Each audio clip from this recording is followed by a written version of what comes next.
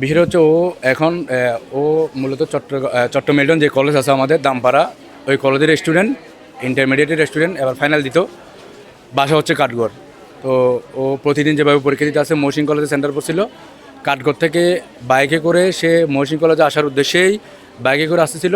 আমাদের ইপিজেড থানাধীন যে নেভি হাসপাতাল গেট আছে, ওখানে সে বাইক থেকে পড়ে, কোনো কারণে বাইক থেকে পড়ে পিছন থেকে আমাদের যে এসকাভার যে চট্টগ্রাম যে উন্নয়ন কাজ চলতেছে, এসকাভারের একটা সাইডে বাম সাইডটা পুরোটাই কি ওর উপর দিয়ে পিছিয়ে দিয়ে চলে গেছে।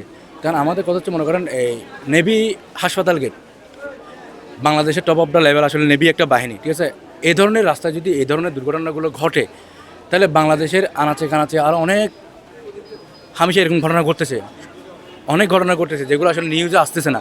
তো আমরা চাচ্ছি আসলে নিরাপদ সড়ক আন্দোলন যে আমরা করলাম এত বছর, কোনো বেনিফিট পাচ্ছি না। তো আমরা সরকারের কাছে একটাই আমাদের থাকবে, নিরাপদ সড়ক যে আন্দোলনটা, যে স্টুডেন্টের যে নিরাপদ সড়ক আন্দোলনের যে একটা অগ্রধারা চলতেছে, এটা যাতে সফলভাবে যাতে কি হয়, একটা বাস্তবায়ন হয়, এটাই আমাদের চাওয়া। উনি হচ্ছে আমাদের অফিসের এক্স কলিগের মেয়ে, মানে আমার কলিগের মেয়ে, আমাদের সাথে চাকরি করে শ্রীলঙ্কার একটা কোম্পানিতে আছে, গার্মেন্টস সেক্টরে আর কি। আমরা আসলে সকাল থেকে সংবাদ মাধ্যমগুলোতে যেটি দেখেছি যে ট্রেনের ধাক্কায় বাইক থেকে পড়ে গেছে, এরকম একটা খবর।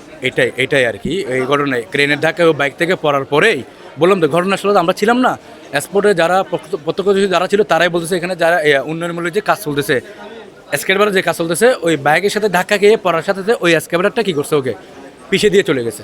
এই হচ্ছে বিষয়। তো স্কেটবারটাও আমরা করছি, জব্দ করছি, এটা এখন ইপিজেড থানাধীনে জব্দ আছে, এই আর কি বিষয়। বন্যার কারণে যে পরীক্ষাগুলো স্থগিত হয়েছিল, ওগুলো যখন পুনরায় আরম্ভ হয়েছে, আচ্ছা, যে মহিলাটা মানে মেয়েটা মারা গেছে, উনি হচ্ছে ইন্টার পরীক্ষার্থী। বিগত বন্যার কারণে যে পরীক্ষাগুলো স্থগিত করা হয়েছে, ওগুলো যখন পুনরায় নিচ্ছিল, আজকে ওর আইসিডি মেবি পরীক্ষা ছিল, পরীক্ষা দিতে যাওয়ার সময় ও ফাটাওতো করে যাচ্ছিল। ফাটাতে যাওয়ার সময় ও ওখানে নেভি হাসপাতাল গেটের ওখানে বাইক থেকে পড়ে গিয়ে এসকালেটরের চাকার নিচে পড়ছে। তো ওর ঘটনাস্থলেই আহত হয়েছে। পরবর্তীতে চট্টগ্রাম মেডিকেল কলেজে আনার পরে এখানে কর্তব্যরত চিকিৎসক ওনাকে মৃত ঘোষণা করছে। এই হলো ঘটনা।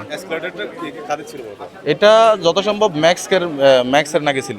এটা অবশ্য জব্দ করা আছে, বাইক এবং আপনার এসকালেটর সবগুলো থানায় জব্দ করছে।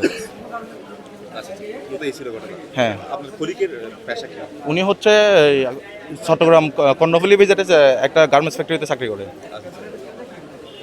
হ্যাঁ।